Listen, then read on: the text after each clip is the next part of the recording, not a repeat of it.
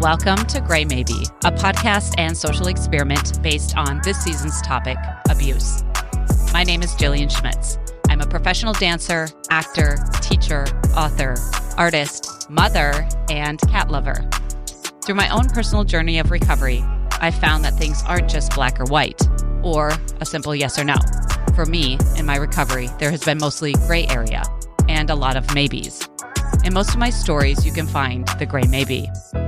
I will be sharing my own process through personal stories and interviews with others in an effort to destigmatize, bring awareness, and find recovery from many types of abuse. If you'd like to share your story, please email graymaybestories@gmail.com. graymaybestories@gmail.com. Before we get started, if you haven't already, please subscribe on whichever platform you're using to catch future episodes of Gray Maybe.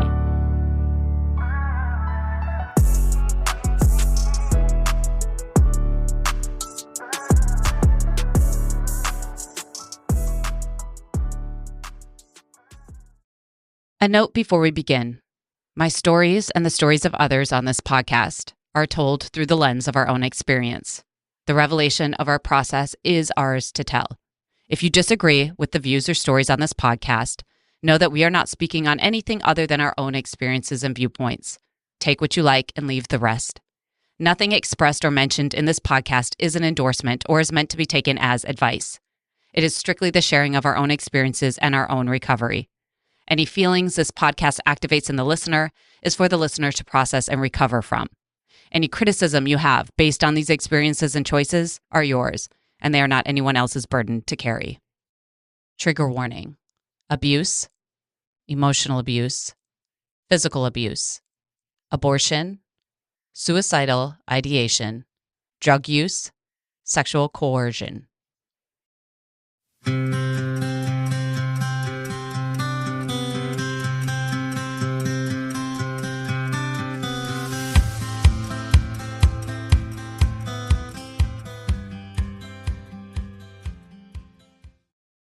Hey, everybody. Welcome back to Gray Maybe. If you are new, I'm so happy you're here. Welcome. If you are a return listener, I'm so glad you decided to tune in today, and I appreciate your support listening to all of the episodes or many of the episodes or more than one episode.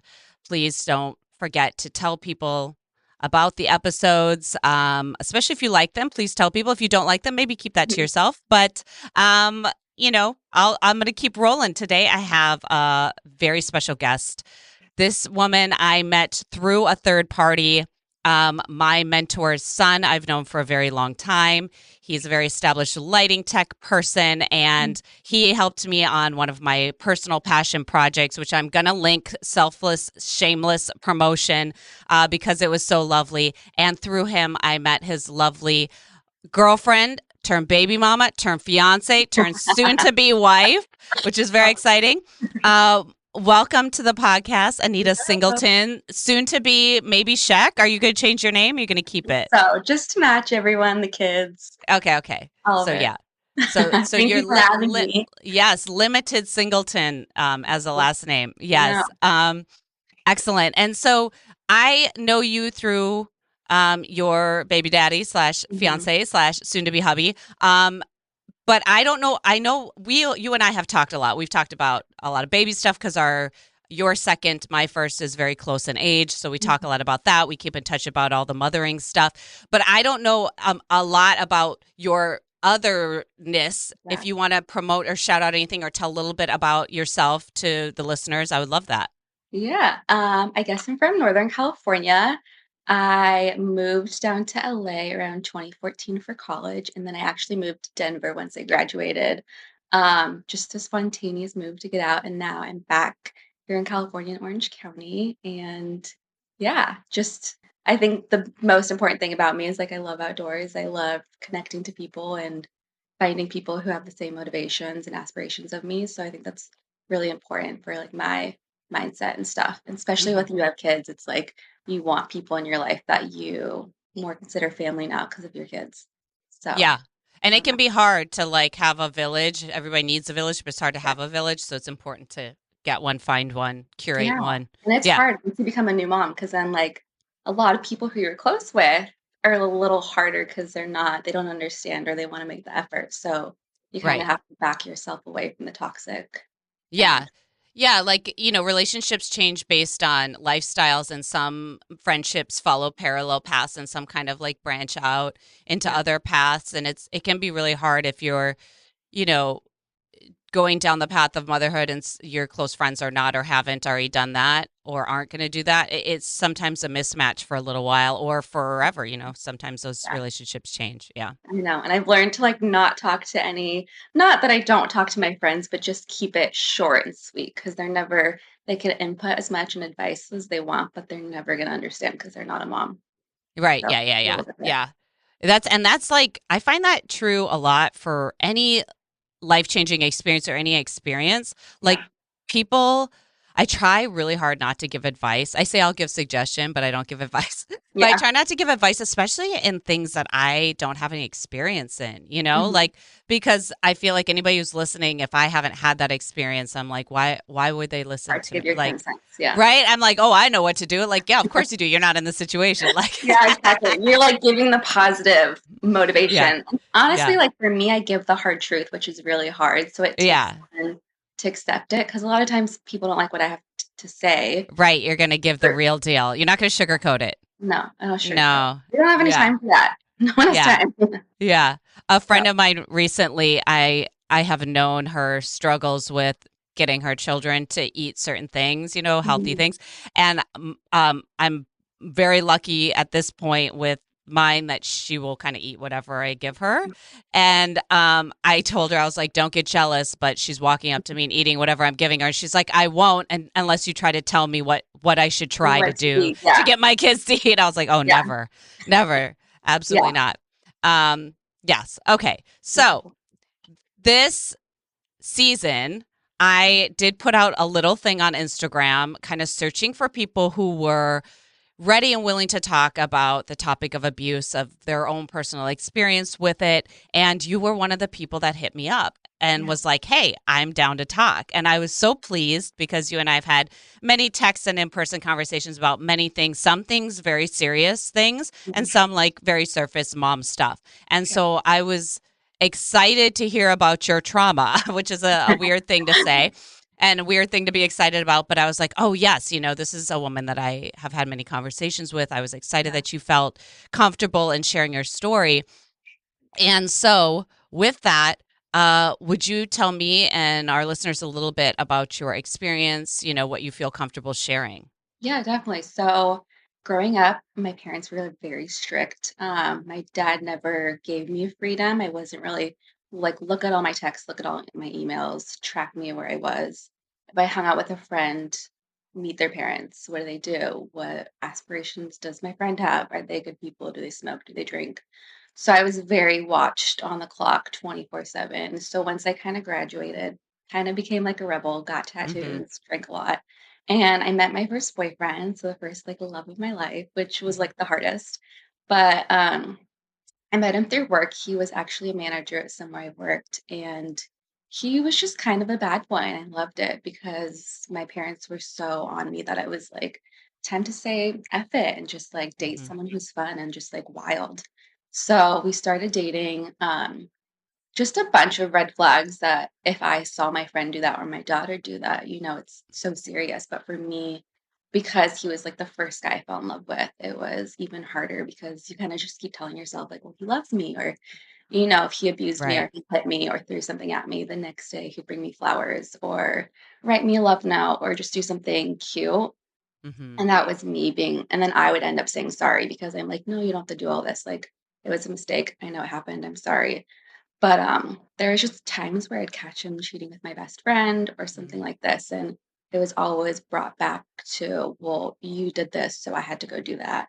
And then you feel the guilt, and I actually watched It Ends With Us, a movie, really good, Mm-hmm. but it kind of points out, like, it makes me feel more at not peace, but, like, it was my closure because I think a lot of these things happened, and to this day, I never saw it, but seeing on a big screen, seeing how someone else becomes the victim and apologizing, it made me feel like, "Okay, I'm not crazy, like, this actually happens," and Yeah. very toxic and manipulative, and, um you just do it because you're in love and you're like, he's going to change for me, or he makes you feel so special that he's willing to change for you and nothing happens. Yeah, I Yeah. think that's like so important about seeing media where things are represented. You telling your story. It when other people relate, they feel seen and they feel Yeah. heard in their experience, right? They feel validated. I always reference it as you earn your seat at the table, right? Because I'm the first to always say like, oh, I don't qualify, right? That's my biggest Mhm. thing. It's been my biggest problem with everything that I've eventually gotten a bit of recovery in is like I find ways to discredit why it doesn't apply to me in the Yeah. sense of like, oh, well, I wasn't in an abusive relationship because I didn't have bruises all over my face, Yeah. or like I didn't have an eating disorder because I didn't go into the hospital for it and I Yeah. didn't weigh, so sickly. Still qualified, but in my own head, I find ways not to qualify, right? And so, especially with different types of abuse, especially in intimate partner abuse, there's so many layers to what does actually constitute abuse. But I Yeah. think because I think it's getting better, but I think in media it's so portrayed in one way a lot of times that the manipulation and the brainwashing and the control and the things like that, not even control like you can't go anywhere, but like the Yeah. mind control of things to like start to slowly shift your reality, the gaslighting Yeah. of this is how to turn this around to that it is always your fault no matter what I do as the abuser. It is your fault. You made me do it. It's because Yeah. of these things. And it's not always in those words, but that's how it comes back around. And I Definitely. think like you said something really notable. You said, I saw these red flags, but then, all these nice things would happen. And I think that gets forgotten a lot of times. I think Mhm. people think from the outside, it's like, oh, well, all these red flags, but you forget that part of the cycle of abuse is what's called the honeymoon period, which is those Yeah. apologies and those grandiose gestures, right? Mhm. All of the words that they couldn't seem to find in the moment. Now they have all these words. And I've noticed too, and a lot of people more currently, the weaponization of therapy speak, Yeah. right? Of like the use of like therapy terms to either like win arguments, manipulate, or find their way back, Mhm. right? Like, I just really need to work on myself and know my weakness, like that kind of Yeah. shit. And you're like, Yeah. oh, Right. yes, yes, Yeah. that For kind of sure. shit. And then I just want to say one other thing before I keep interrupting you. Good. You talked about having a really controlling father or Mhm. parental situation. I also had that, like, and I Yeah. just in you talking about that, I just like had a light bulb moment of like, oh yes, my mom was super controlling when I was growing up.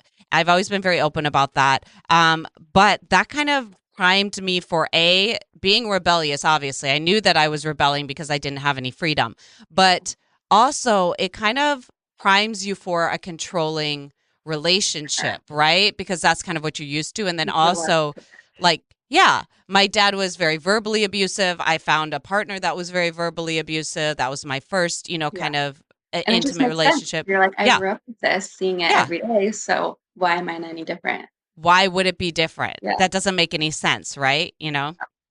Okay, cool. So I yeah. I just thank you for saying that because I was like, oh man, that just like resonated with me on a really deep level. Yeah. So you said there were these red flags, like the Mhm. physical violence, the cheating, and then the manipulation, then the gaslighting, kind of about it being your fault. You did so when these things are happening, like you didn't consider it abuse because of the. Because I just think, like, I'm trying everything to give this man that I love, just everything. I'm like, I wanna be the perfect girlfriend, I wanna be. Mhm, And there's times where he was like, "Let's have a threesome, like, it would make me happy," and you wanna do it because you love your partner. So you're like, "I'll do anything to make you happy," but it's like, why should a woman do something that she's not comfortable for a man that she loves? Because if the man loves you, he's gonna respect your wishes. But in my mhm, mind, he loves me. He wants me, but he wants another woman to make him happy too. So that mhm. was kind of made me think that was normal? Right, you're like working mental gymnastics to make it make sense, for you. Just Totally. literally the Like, equation and everything. yeah, you're like, okay, this I can make this Yeah. make sense. No, totally. Yeah, that's a big one I find in like abusive stuff. Like I've been hearing a little bit. I was talking to a friend a couple weeks ago, and she was confiding into me about some stuff that I would consider sexual coercion, Yeah. which is what you're talking about. It's like, a partner that wants something that you don't want, Hmm. and they're going to like kind of coerce you through either like manipulation, guilt, um the what's it called, like where you just like sheerly like you say it so many times you just bother someone, like you're like Yeah. relentless, that you just kind of like break someone down until they're just finally like fine, Yeah. fuck it, fine, like wearing someone down, that kind of stuff. And Yeah. that's all I would say under the guise of like sexual coercion. Like, this is not something that the other person wants. Like you said, if they really loved you and respected you, they wouldn't want to put you in a position of anything that you're not interested in. Yeah. But that doesn't seem to matter to some of these people. Yeah. Some of them. Yeah. And so how did this like, did you have like a moment of like what I would call a rock bottom where you're like, this is the last time, or this I is like it? wish I did. I Mm. really wish I did. I wish I was that strong to just like walk away. I don't Um, know if it's that strong. A rock bottom. Have you seen someone in their rock bottoms? They do not okay, feel depends, strong. depends. I wish there's so many times where, you say it's your last time or you're done, and then like you go back and then it's like, fuck, if I would have just left, Mhm. none of this would happen. But he was an alcoholic. That was another thing. He would drink probably at least a bottle a day of vodka. And Wow. to me, it was like, okay, well, he's very stressed with work. He was in a halfway house for a couple of months. And so I was like, he's just going through a lot. I've never been in that situation. So whatever he has to do to cope with it, by all means, it's not my business. Um, but yeah, and then he started taking meth, and I didn't know, or doing meth. I had no idea, but I think there was flags that I also didn't see once we broke up, and I looked back at pictures, or I looked back at things he would do. Like, he would just be up all night, and I was like, okay, maybe he's doing some cocaine, or he's just, that's why he's up. But it was always like someone's here, someone's at the door, and it was the paranoid, and it was all the yellow gunk in his eyes and breaking out a lot, and I just never saw these signs ever. And it's just like how stupid I felt just for not noticing my boyfriend doing meth. And I actually came home from college one day and all the stuff was gone. And that's kind of how it ended. And then All the stuff was gone, like all of the all his stuff, all of his he just he was pieced out. he just pieced out. Oh To wow. And then I found out 3 weeks later he took a train to San Francisco, just literally was homeless and just started working, and found an aunt that lived there that he never met and started moving in, and now he has his life together. So I'm really happy for him, but Wait, wait, it took wait, me. wait. That whole monologue you just gave, at no point did I know what was coming next in the story. Like every time you No. said something, it went somewhere else that I did not expect. Yeah, Yeah. I mean, that explains, like, when someone's on meth, their mind is Yeah. just not Yeah.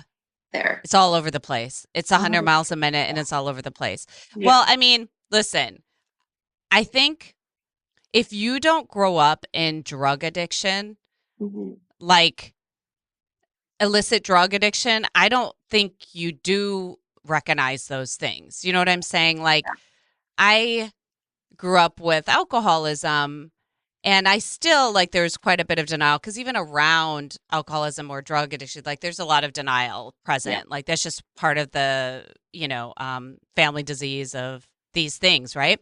So definitely give yourself some grace, because girl, like I one time worked for someone who had some addictions, and meth was one of them, and I did not understand. I didn't know.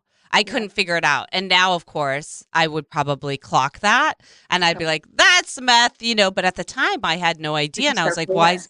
why is this person so crazy? Why are Yeah. they so set off? Why are they, sweating at 7 a.m.? Like why Because why are they're their just eyes like, like this big, so and big. like, Yeah. Those yeah, people. so So, cut yourself some slack. So the yeah. way it happened for you was you came home and you were he He just like pieced out. abandoned you. Yeah. Which is Mhm. also another abuser trait, to like abandon. Just And leave. sometimes Yeah. just peace out. And a lot of times, like my abuser would abandon me and then come back within an amount of time that I would be, instead of angry, I'd just be so relieved. Yes. And I Yeah.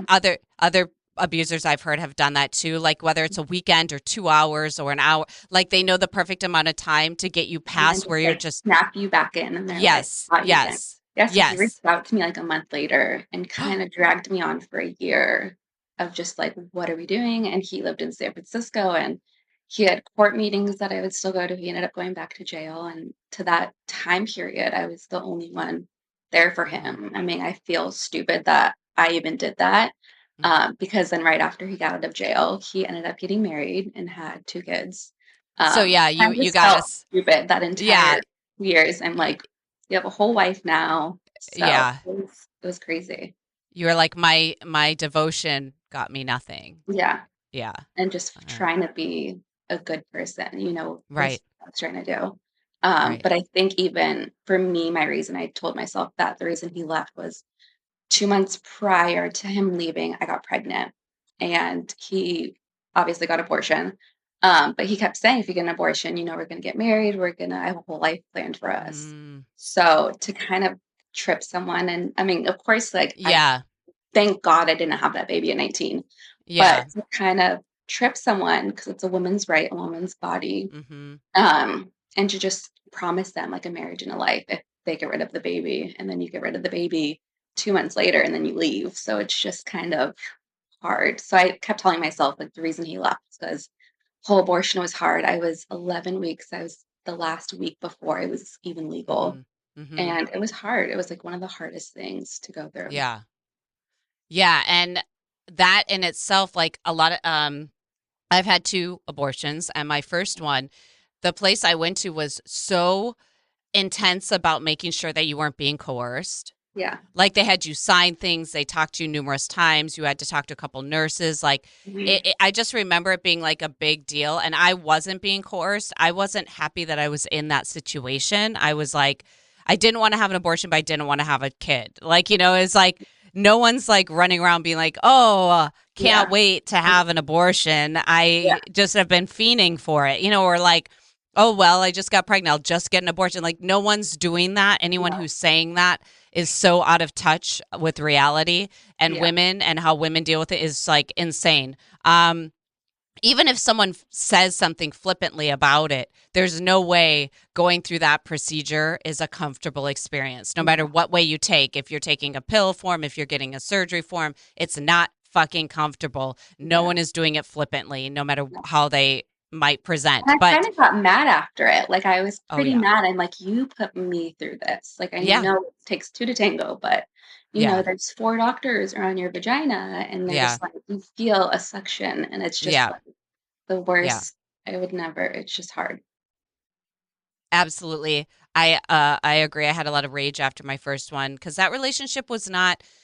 I talk a little bit about it. Like I would say it was abusive light. You know what Yeah, I'm saying? Like it was on its way.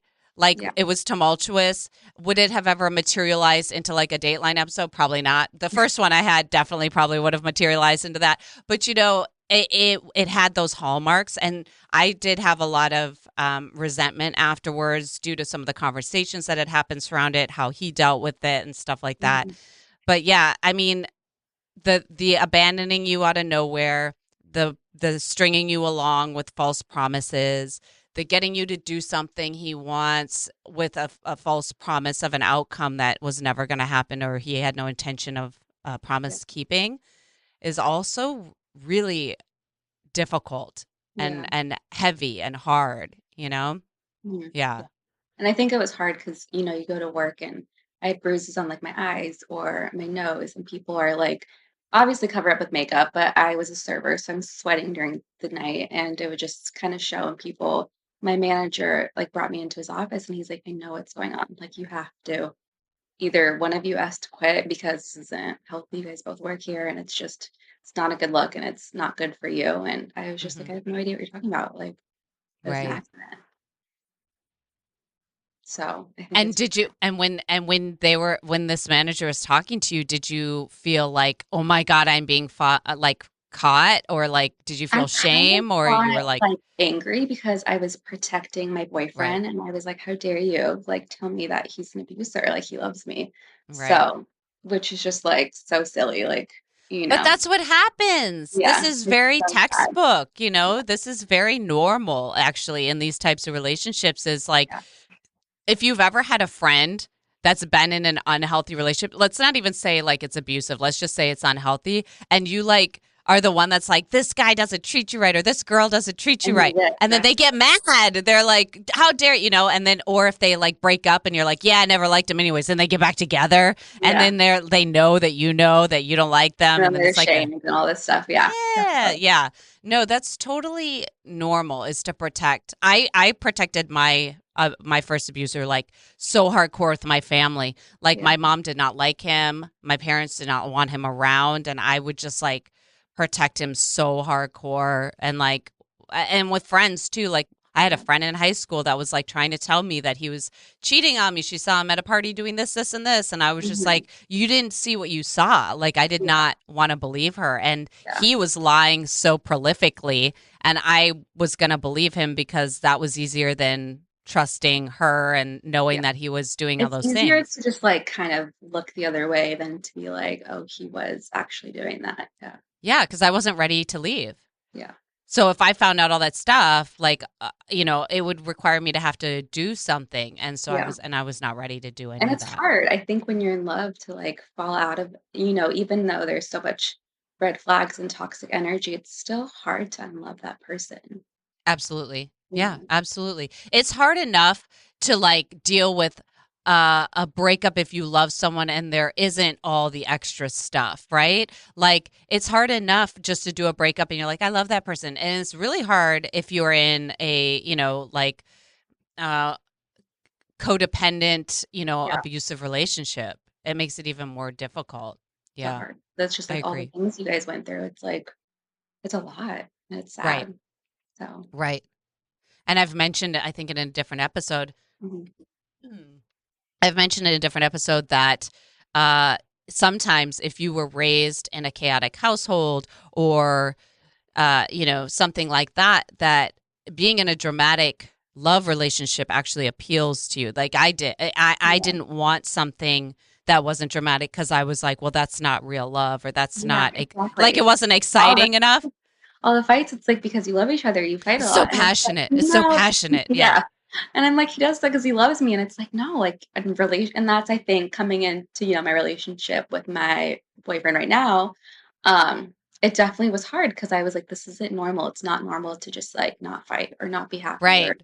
have all Right. these things or just all the other toxic energies of like with my ex, I would find like messages and it was like he would rename in his phone like his family members and it would be a girl. And so I think the trust issues of your relationship now, it's like how do you fully trust someone after Yeah. all of your partners have cheated or have done something to you? Yeah. I've mentioned in a couple other episodes that um, the abandonment stuff really has stuck with me. Like I'll just repeat for anybody who's listening to this episode for the first time and for you, like the original abuser I had when I was 16. He Mhm. One of the things he would do is we would be like going to the mall. And he would be driving. We'd go to the mall, and then he'd be like, I'm going to run upstairs to get something. I'll meet you back here in 10 minutes. And then he would leave. He would just leave for hours. Yeah. I would, and this is in the 90s, so I didn't have a cell phone. There was Yeah. no Uber. I didn't have like, a You're credit just like, card. oh, I didn't like, no, I'm like, how am I going to get home? How am I yeah. going to tell my mom how I got home? I can't call her. She's going to be like, why are you abandoned at a mall? And then she's Yeah. going to make me break up with it. Like it was, And it just he, adds more of like it's hard to just the more you add in, the more fuel it gets, and it's just harder to unravel versus like you turn the other way and just you have to sit there and wait. yeah, Like there's exactly. And I would go through like denial. Oh, he's not doing this to me right now. Like he's just taking longer than he is to like anger. Why is he doing this? To then like, wait, is he okay? Did something and then happen? you're worried about them. Yes, right. You're like, oh no. And then by the time he showed up, I was just so relieved that I And didn't have to figure it out yeah, and that I was okay. Like he became my savior in a problem he exactly. created. And that's like the thing that gets me the most is they're your savior. Like you Yeah. think, thank God you're here. And when it's Yeah. really like, what the fuck? Like they put you in Demented. a position. Yeah. Yeah. Yes. So Yeah. it's hard.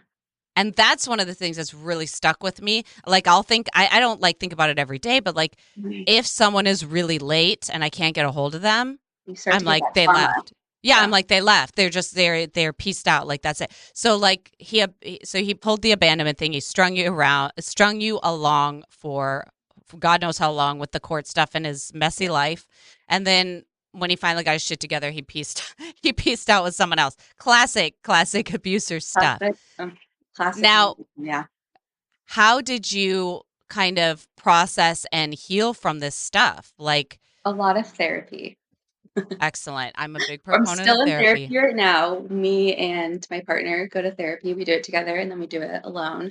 'Cause it's not easy. I think going from having your parents being like they were and then going through relationships, it's just like you're never gonna, it's not easy just to be normal Right. or the same. So therapy definitely helps. I think the first year after the breakup was the hardest because I didn't even want the baby, but I think seeing pregnant people, I was just sad because I was like, oh, Mhm. that was me.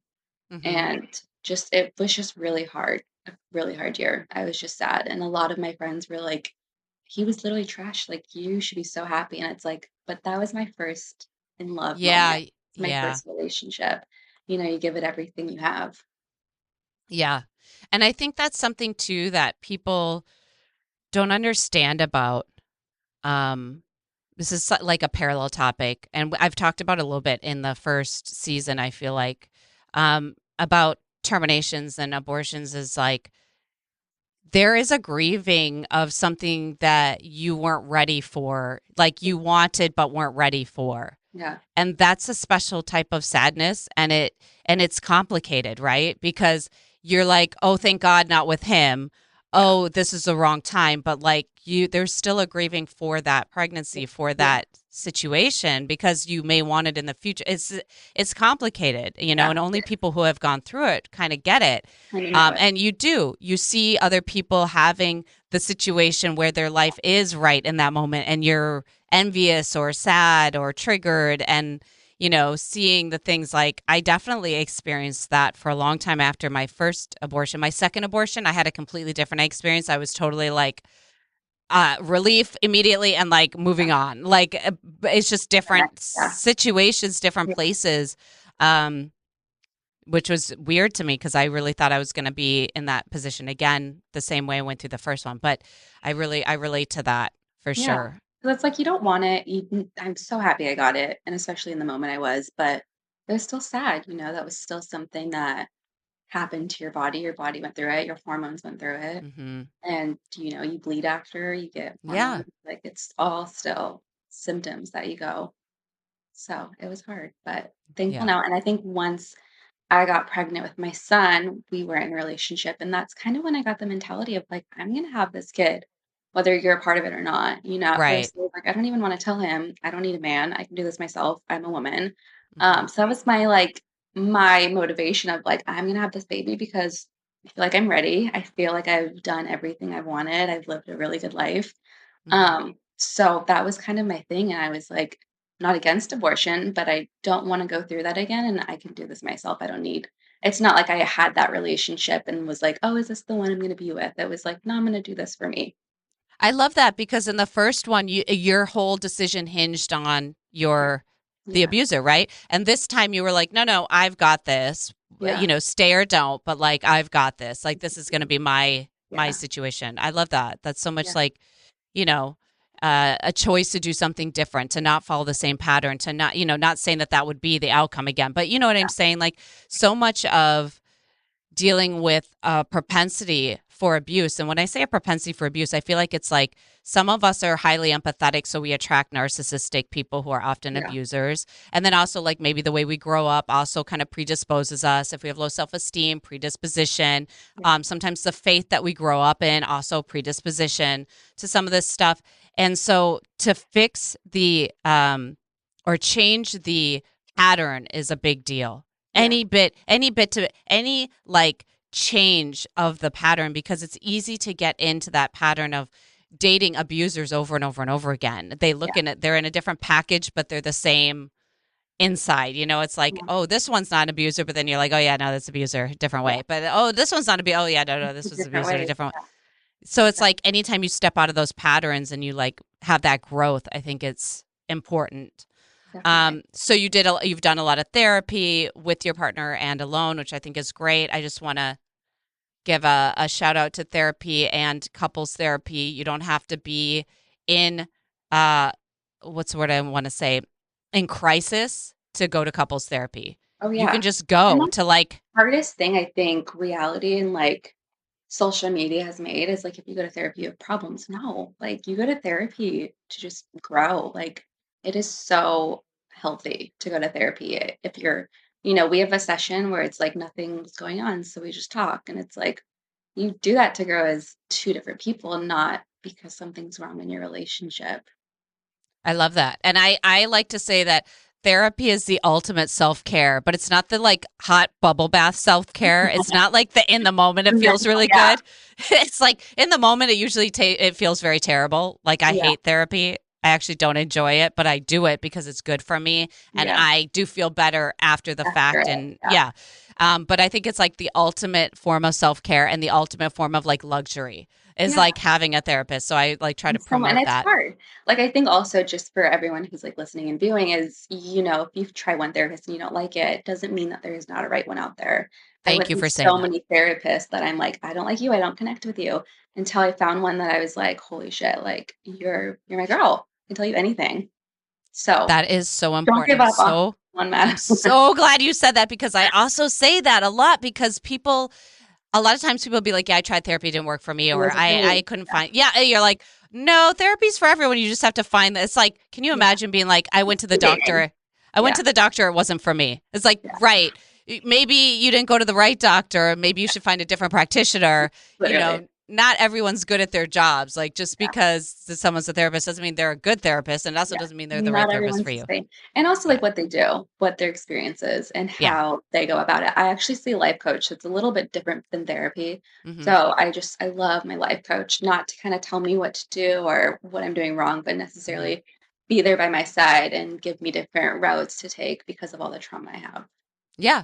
And Yeah. there's a lot of different ways that you can help yourself out of Yeah. some of these situations. I'm like therapy, therapy, therapy. I am Yeah. like 12-step programs. Coda is amazing, like especially for abusive relationships.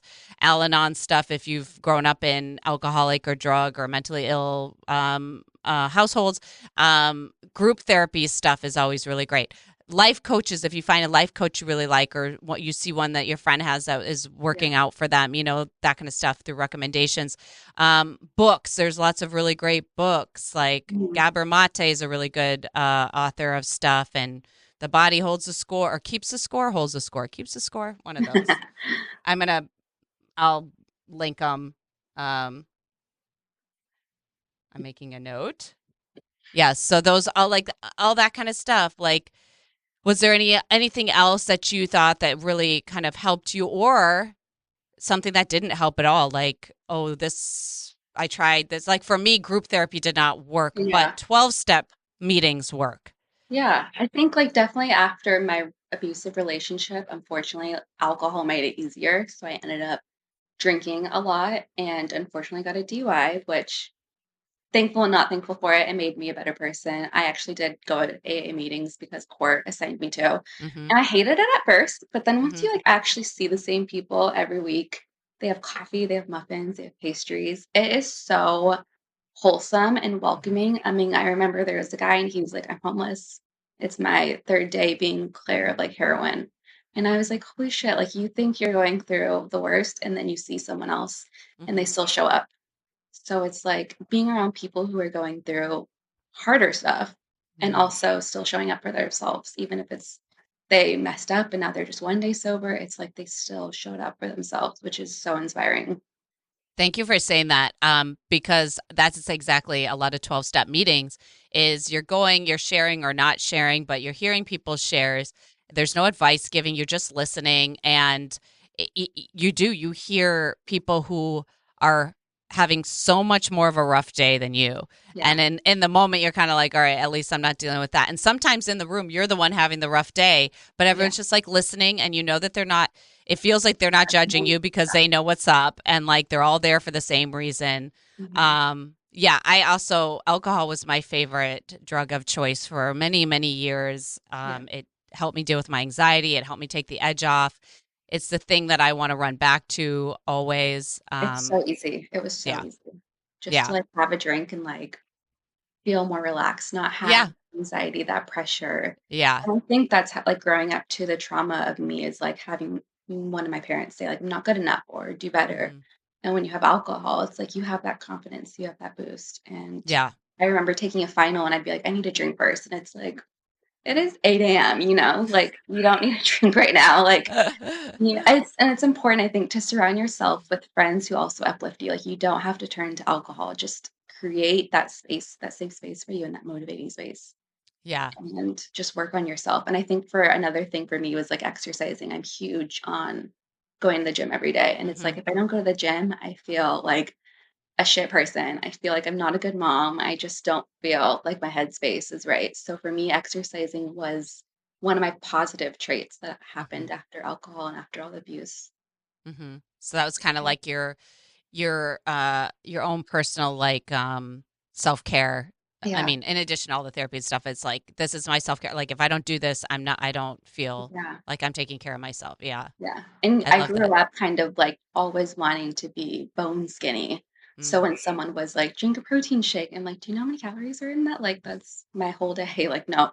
And now I've learned to, like, love carbs and love protein and be okay with eating a meal every 3, 4 hours. Yeah. So, Yeah, you and I have definitely talked a yeah, little bit about that shared experience yeah, of thin obsession. I mean, I definitely have thin obsession. Not so much anymore. Well, it still creeps in, but like I know that I was groomed by media to yeah, be thin obsessed. And I also feel like I feel like it's not as feminist to strive for the thinness because yeah, of what that represents and who that's for. But nonetheless, it still creeps in. right. And yeah, I easily can get kind of fixated on that kind of stuff. And And it's hard, and you kind of, like, I feel like now I catch myself too, because, or yeah, at least my partner does. He's like, "Stop saying that, like, you're on your kids, like, stop calling yourself fat. yeah, Stop saying, like, I look too big." It's like your kids are listening and, like, yeah, yeah, and they're gonna grow up with that body dysphoria, and it's like, yeah, I never want my kids to ever feel like they're not good enough or to look right. at themselves and see not as much, so, Yeah, I want to be strict with myself about that as well because I have a tendency to make my own comments about that kind of stuff. And yeah. And you don't I notice don't it. want, It's totally yeah, normal. You're just like, yeah. "Whatever, like, I look fat." Right. And it's like, So, it's so overwhelming, like I have to say it, but it's like, yeah. I heard in a meeting once, someone was like, you can't, like, cause I would say, like, I would say that, like, I feel fat.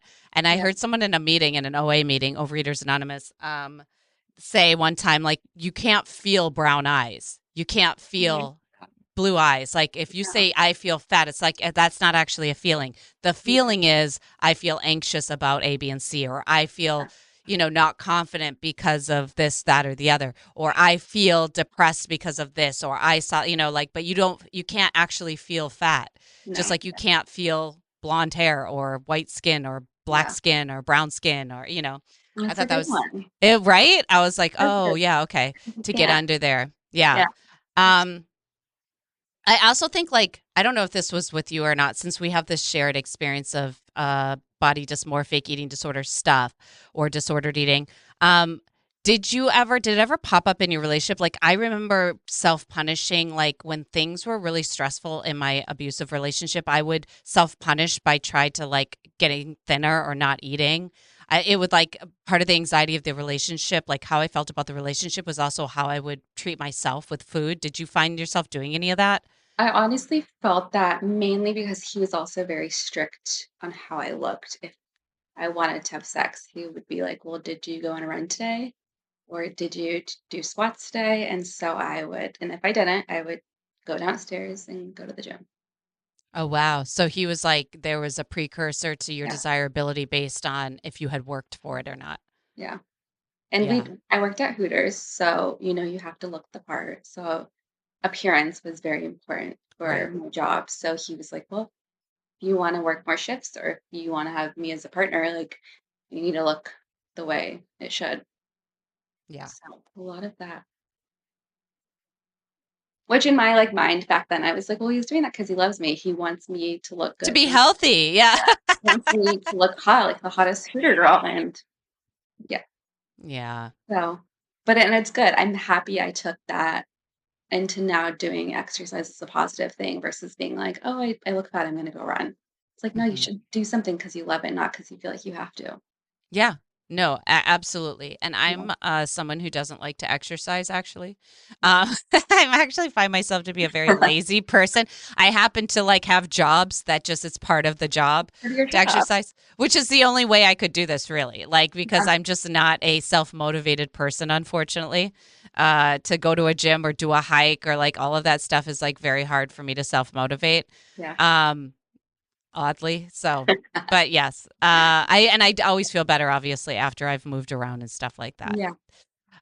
So do you have any idea? Like, I've been asking some people this season Mhm. about this. Like, why do you think there is so much stigma or shame surrounding like abuse? Because I like as you're going through it, it's not like you're telling people. You're Yeah. kind of trying to keep it Keeping it and in. protect them. Yeah. Like, why do Yeah. you think that is? Do you have any ideas? I think I just feel like if I put myself back in that position, you're just so scared and you don't it's kind of like the same thing if you get raped. You're not going to go and be like, I was just raped. And if you do, so awesome. Do it. But a lot of the times I've been raped, and at that time, you don't tell anyone because you're so embarrassed. You're like, and you kind of put that shame on yourself as well. I brought myself here. That guy took advantage of me because I showed up. So I think the same thing with an abusive relationship. You kind of feel the guilt of like, okay, well, this is my fault. What's happening? If it's another woman, it wouldn't happen. It's because I'm not doing something right for him, and that's why I have to be punished. Hmm. So I And think I'm it's Yeah, and I'm wondering if it's like societally something that's really extra amplified on women, like that kind of responsibility, right? Like it's your fault that you've enticed these men to do these things that they can't control. Like, so it's like the default is for us to like assume responsibility. yeah. I don't know, In a man. It's so in an weird. appropriate way. And to me, I mean, it's the same thing I think when you have kids, there's some older people here that are like, "Oh, it's supposed to be a woman's job," like, the man is supposed to be the working and the woman's supposed to sit home and be the perfect housewife. It's like, Hmm. no, absolutely Yeah. not. Yeah, no. Fuck that. Yeah, not without some benzos, everybody, because that's how all of them were surviving back in the day. Seriously. And it's like an entire different world now, and Yeah. I'm really happy now. It's like men are, being more involved with their partners and their kids. But same with abusive relationships. It's like I'm happy it's being more spoken about because it was never. Yeah. Yeah. Was there anything in your experience like that surprised you about processing the abuse or like in your recovery? Was there anything that you could think of that you just were surprised about? Like as I've healed from my abusive relationships, plural or situations, Yeah. times that I've experienced abuse, it's always surprised me how long it's taken me to process that that's what happened Yeah. and like name it. And then like and it still happens. Like I still will look back on things and be like, "Oh yeah, that was, assault," or "Oh, that was, so that's surprising to me is that it's me being someone who's I feel pretty not in denial anymore in my life and pretty outspoken and pretty like whatever. It still is happening for me. So that was always Yeah. surprising to me. Is there anything? I think the same, probably looking at a situation and being like, oh, you were actually doing that, or looking back at memories and pictures and be like, you actually acted like that because like you were doing the drugs or you were messaging the girls. It's because you didn't actually love me or care about me. You actually had nothing for me. So it's Mhm. kind of just surprising me. And I think if I had to face him one to one now, I would just ask him like, why? Like, why would you put me through all of that if you didn't care about me? Mhm. And it makes me wonder, like, I don't understand why you have to put someone through all that pain and all that hurt because they truly love you and you see that they're opening up for you and you just kind of disappoint them. And I think after that, finding love after relationships, my wall has been up so much because I don't want to get hurt again. Right. Yeah. Yeah, for sure. Especially in our first relationships, they kind of like give us an outline for the rest of our Yeah. what you're like looking situation. for. And like obviously our first relationships are with our caretakers, who whether they're mother, fathers, grandparents, whoever, like those are our first relationships. But then after that, our first love relationship is kind of like the outline for everything after. So if that is like a traumatic experience, like you're right, like it It's kind gonna of, be hard, yeah. yeah, there's residual there for like everything after, especially because you usually do give yourself so purely in that first relationship. Yeah. I just know, like, in listening to your story, like, there's so much that parallels other people's abuser types, Yeah. right? Like, a lot of the extracurricular, whether it's drinking, drugging, stuff like that. Mhm. The narcissistic aspect of like how it's always your fault even when it's my fault, that kind of stuff, and the brainwashing, the abandonment stuff, and then the run-ins with the law, like all of that stuff is pretty seems to be pretty streamlined. And I'm starting to think that like you're either like, this is going to sound terrible, like you're either an abuser or you're a victim of abuse. Like Yeah, there's not totally. usually crossover. Like No. if you're an abuser, you're just always an abuser, and you just like, I'm not saying you can't get help and change, but like that's your MO. And like Yeah. if you're a victim, you're not just going to have one experience with No. an abuser. And there's that same uh uh like synchronicity between narcissists and empaths, right? People who are highly empathetic do usually attract people who are highly narcissistic.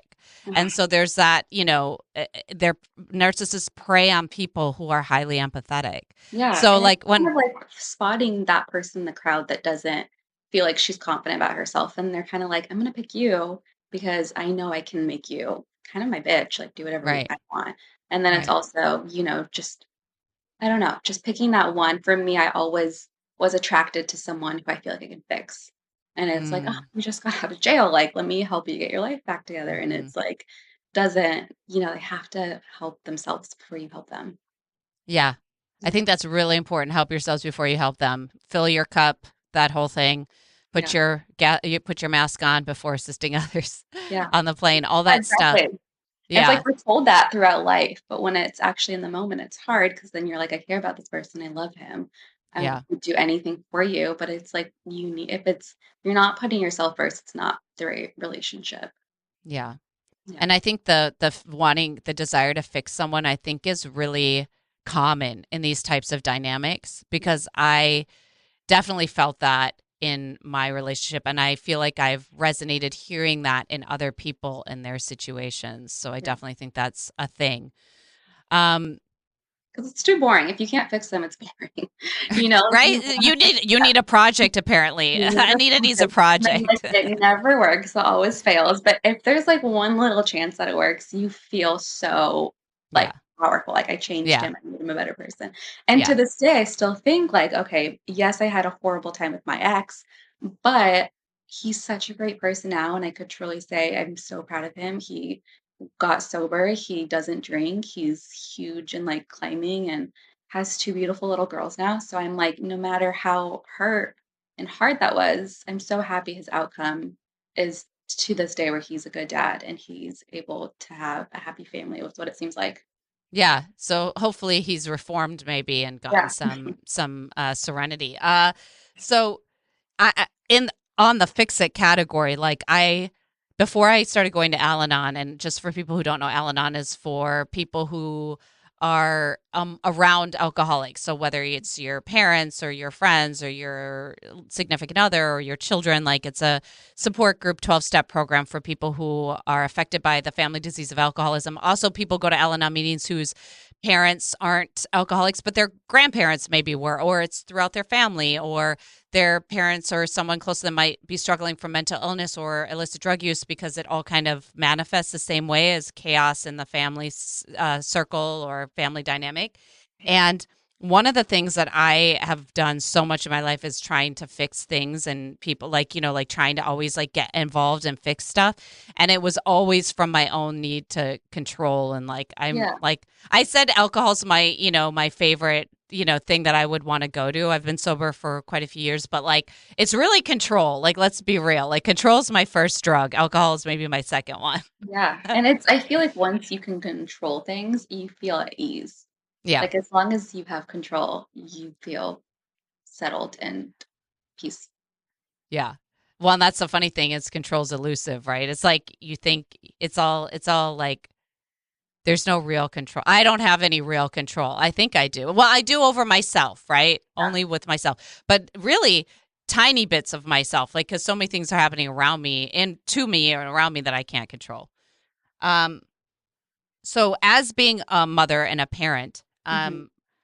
is there anything that like as you're going through motherhood that you kind of like think back and you're like I want to make sure that my kids don't find their way into these types of scenarios? And like, is there anything that you're like trying to prep? Like, I know for me, I'm trying to really make sure that obviously I model, appropriate and loving relationships in my significant other and people in my Yeah. family, stuff like that. But then also like curate like some really good self confidence, Yeah. in my kid because I want to make sure Yeah. that they don't fall prey to these and like healthy boundaries, right? Yeah. Like having empathy, but also like, yeah, no, now you're taking advantage of my empathy. Is there anything that you're like trying to instill in your babies that I think just the same thing of being confident. I know with my son, we kind of will say like, "I am brave, I am smart, I am kind." Those things because I think growing up with my parents, I never felt good enough. And just showing up, I think it's so important. I know with my partner's schedule of being on the road a lot, it's hard. So as long as like I can show up and always be there, no matter if I'm like tired or there is days where I'll like just go upstairs and cry because I'm just like it's such a fucking hard day. mhm, But I can't let my kids see all of that emotion mhm, because I have to be there for them and I have to mhm, be the one kind of with it together. Like it's okay to mhm, see for them to see me kind of down sometimes, but mhm, I want to show up for them first. So I think that's super important and not letting, especially our relationship, as long as I want them to be like my relationship, if I looked at my daughter and she was going through that, would I want her to leave or stay? So I just want them to kind of grow up with that mindset too of like, you have the power. It's all for you. Like don't let anyone else tell you what to do or you're not good enough or you're not pretty enough or you're not skinny enough. And it's so scary because social media is so huge now and there's TikTok and there's Instagram and it's like I had such a hard time growing up not feeling confident that I just don't want my kids to kind of surround themselves with social media and be like, I have to look this way or I have to wear these things to make myself look good in front of everyone. Cause that's the hard thing, I think, especially girls. They'll like compare themselves to other girls and what they have and what they wear and who they're dating. And it's like, that's the last thing I want my kids to do. mhm, And it's so easy. I think for me, the scariest thing when I was 16, I tried committing suicide. So for me, it's very common. And I don't want my kid to ever feel like they can't tell me that they're sad or they're scared to tell mhm, me because it's okay to be sad and it's totally normal for high schoolers to get in that hole of depression. mhm, And I just want my kids to feel comfortable. Like I still want to be the parent, but I want them to come up and tell me anything, whether if it's like questions about HIV or herpes or sex, like just I want to be their support system and never judge. Yeah, I think that's so important, that open line of communication, right? Because I didn't have that with my parents. I did not feel comfortable Yeah. going to them with my problems, whether if it was because maybe they didn't, try to kind of pull that out of me in a way that was, whether Right. they were in their own denial of not wanting to know those things or talk about those things or their own discomfort, or even like that they were too busy being authoritarian or authoritative parents, and like it Yeah. wasn't that kind of a shared mutual relationship of communication. I know that like emotions in my family were not really welcomed, minus my dad was allowed to be really angry, but like nobody else was. And like we weren't really allowed to, have those kind of moments. Yeah. And so I think that's really important to have that open line of communication, especially like you said with your daughter, um, like I hear you kind of talk about like the autonomy, like being really pro autonomy, like your body, your boundaries, your things, because I think that also helps as you get older, especially for young women or women in general. Things that we weren't really taught or celebrated were like, when I was growing up, anyways, it was like, my family was very much like, you're not wearing that. Go give this person a hug. Like, do that, like Yeah. you The didn't, rules. yeah, you did not have a lot of autonomy. So, of course, like, Mm. how does that work? Like, are you all of a sudden supposed to have autonomy at 16 now Yeah. when everybody else has dictated it for you? No, like Yeah. that's not going to happen. So I love that And I you're relate to that focusing a on that. much. I remember being in high school, I would wear pajamas to school and then I would undress when I got to school. Oh yeah, same My same deal. Like we And all did I'm it. like, so I definitely want that for my kids. Like, if they don't want to give them a hug, here, don't give them a hug. I Yeah, don't care. And I, yeah. I think my parents too, they were just always working and I never came to a game, never, it was always work first. And to me, so growing up, it's like, I don't give a fuck about my job. Like, my kids are my job first and Hmm. then I can Hmm. go work. But I always want to make it seen that I'm there and I'm Yeah, supporting them. And if they want to be different, if they want to dye their hair, go for it. Like, never yeah. question their curiosity. Yeah, I love that. You and I are on the same page on that. And I love that you brought up social media. I grew up in the 90s, so there was no social None. media. So it was great in a way. We had a lot of media, like there was Yeah. a lot of like beauty image media and magazines and TV and stuff like that. A lot of very like hardcore messaging on that. But, I only had everybody in my school to compare myself with and supermodels, right? That are obviously supermodels and Magazines, actresses, yeah. but I didn't have an additional endless supply Like of apps, people. yeah. Yes, that I could just look at and try to compare myself to, or all the like trends and all the things, and even like these really dark corners of the internet where people are like having like rooting each other on in their eating disorders and weird shit like that. Like I Yeah. didn't have access to any of that. That was not around. So it was hard enough for me. I also struggled very much with depression and suicide when I was in my teenage years. Yeah. I think also because I didn't feel like I could talk or bring any of that to my parents, similar to you. You were And so alone, yeah. yeah, I just suffered alone. And luckily, I didn't take my own life, but I had moments where that was really could have happened. Mhm. Yeah.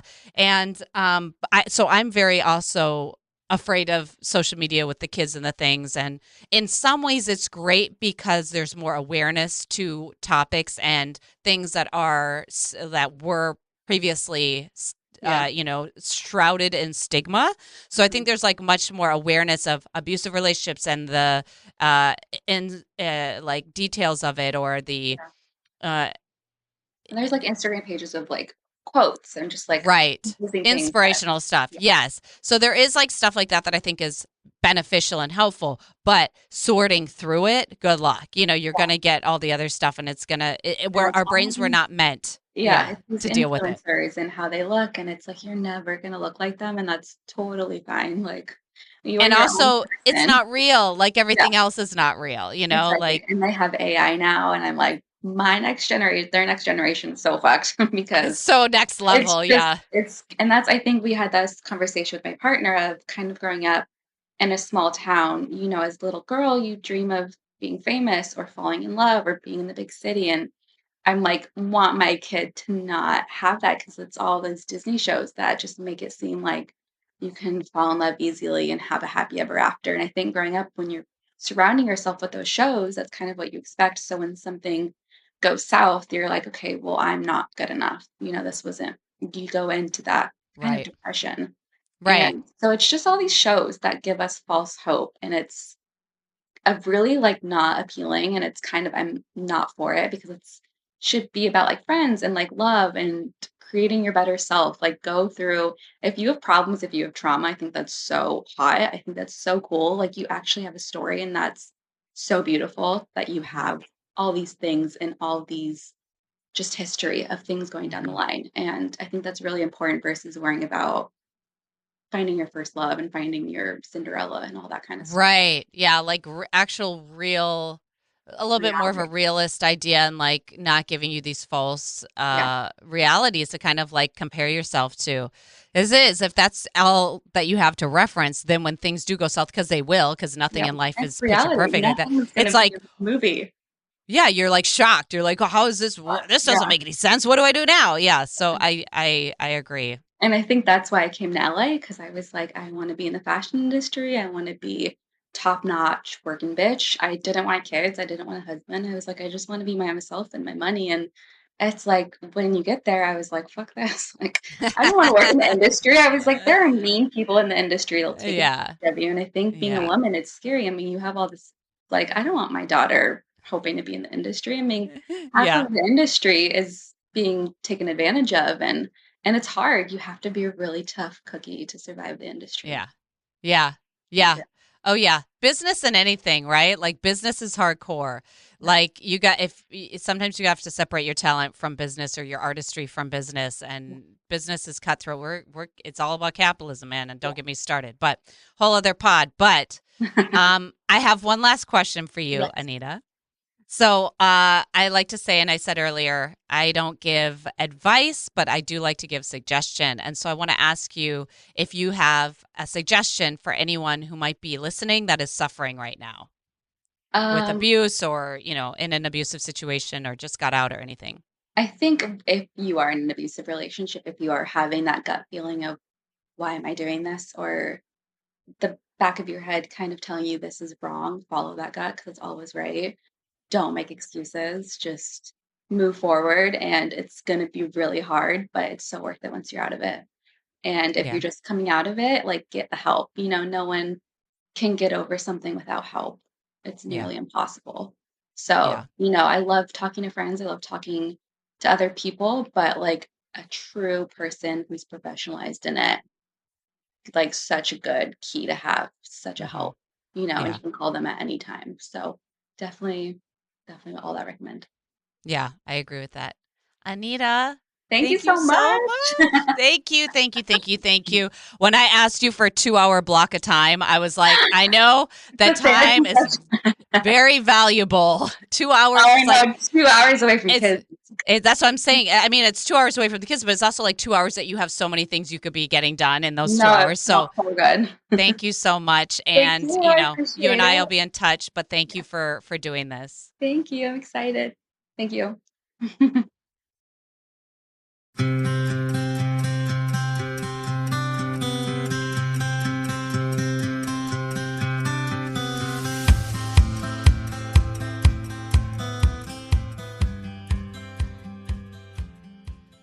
I can't thank Anita enough for sharing her story. Unfortunately, I relate a lot to many of her experiences, but I'm happy to be in her company. Her recovery is on full display as she moves through life as a mother and soon to be wife.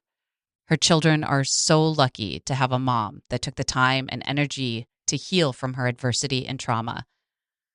I know she's going to create a soft and safe place for them to learn healthy ways to process and cope as they go through life. If only everyone did the same. Imagine what our world could look like. I'm so glad I met Anita and I've gotten to know so much about her, and that she reached out and was willing to be a part of this season of Gray Maybe. If you're listening to this episode and you have or are currently experiencing abuse, I'm sorry and welcome. I hope this helps your journey. You're not alone. Just a reminder for anyone who needs to hear it. The definition of abuse is when someone causes us harm or distress. It can take many forms, ranging from disrespect to causing someone physical or mental pain. It can occur in someone's home, a care home, a hospital, or a public place. Often, the people who commit abuse are taking advantage of a special relationship. The legal definition of abuse is as follows. The term abuse means the knowing infliction of physical or psychological harm, or the knowing deprivation of goods or services that are necessary to meet essential needs, or to avoid physical or psychological harm. You don't need to have been punched in the face or sexually assaulted to experience abuse. Know that whatever you are feeling, there are those among us that have probably felt it too. You are not alone. If you're listening and you have someone you love in your life that is enduring abuse, you are also welcome. You are also not alone. It's hard to watch someone be hurt and feel powerless to help them. I've included various links in the show notes for help and support. If you made it this far, thank you so much for listening, and I hope you were able to find something relatable in today's episode. If you'd like to show your support for this podcast, consider donating on Spotify, or rate, share, comment, and subscribe. As I mentioned at the beginning of this podcast, this is also a social experiment to see if in telling my stories, I can embolden listeners to share their stories. If you'd like to share a story on this topic, anonymous or otherwise, on the podcast, please email graymaybestories@gmail.com. GREYMAYBESTORIES@gmail.com. Thank you to everyone who helped make this Gray Maybe podcast happen. Producer and editor Roderick Barge. Cover photo by Jose Perez. Music licensed by Pixabay. Special counsel Jada Ellingham and Roderick Barge. Special shout out to supporters Patty Olgan and Jeremy McCullen. Until next time, bye for now.